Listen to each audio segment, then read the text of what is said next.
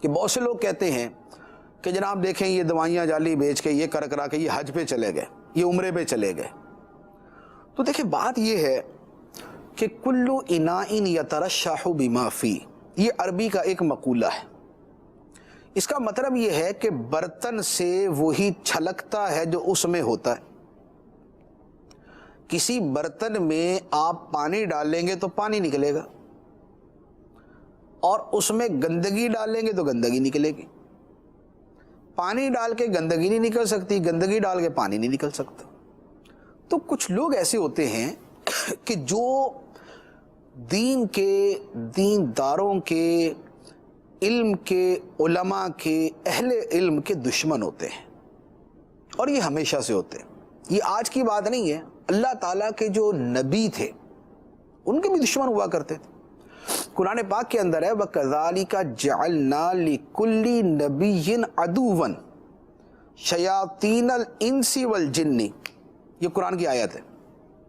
فرمایا اور یوں ہی ہم نے ہر نبی کا دشمن بنایا، کسے؟ انسانوں کے شیطانوں کو اور جنوں کے شیطانوں کو۔ جنات میں بھی شیاطین ہوتے ہیں اور انسانوں میں بھی شیطان ہوتے ہیں، جن کی حرکتیں شیطانی ہیں، جن کے جملے شیطانی ہیں، جن کی سوچ شیطانی ہے، اور جن کی گفتگو اور جن کی تحریر شیطانی۔ تو اللہ کے نبیوں کے دشمن رہے، اور علماء کیا ہوتے ہیں؟ یہ نبیوں کے وارث ہوتے ہیں۔ تو جب نبیوں کے دشمن تھے تو نبیوں کے جو وارث ہیں ان کے بھی دشمن ہوں گے۔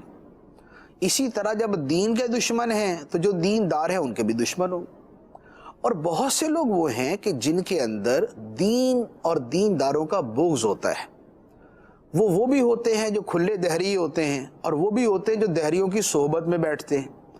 تو وہ ایسے جتنے مواقع آتے ہیں کہ جس میں وہ اپنے الفاظ، وہ یحرفون الکلم عن مواضعہ، جو بنی اسرائیل کی حرکتیں بیان کی نا کہ جملے اپنی جگہوں سے بدل کے لیم بألسنتہم، اپنی زبانوں کو تھوڑا سا موڑ کے یوں بیان کرتے ہیں کہ لوگ کچھ اور سمجھتے ہیں، یہ کچھ اور کہہ رہے ہوتے ہیں، بات کچھ اور ہوتی۔ تو اس لیے بہت سے لوگ جو ہے وہ ٹویسٹ کرتے ہیں، اور کوئی ایسی برائی ہوتی ہے نا تو اس میں دین، مذہب، یہ سب ڈال ڈول کے یہ وہ دینداروں سے متنفر کرنے کی کوشش کرتے ہیں۔ تو ایسوں کے لیے دعا کی جا سکتی، اور تو کچھ نہیں کر سکتے۔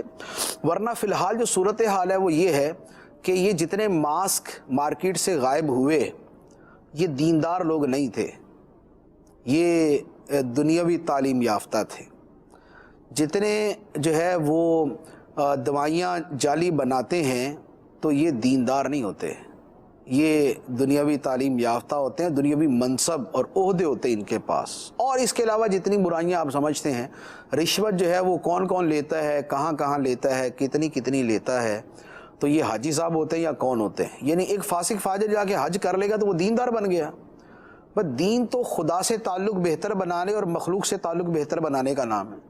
تو جس کا خدا سے اچھا تعلق نہیں ہے، عبادت نہیں کرتا، فرائض پورے نہیں کرتا، اور جس کا مخلوق سے اچھا تعلق نہیں ہے کہ مخلوق کا بھلا نہیں کرتا اور ان کو تکلیف پہنچاتا، وہ دیندار ہی نہیں۔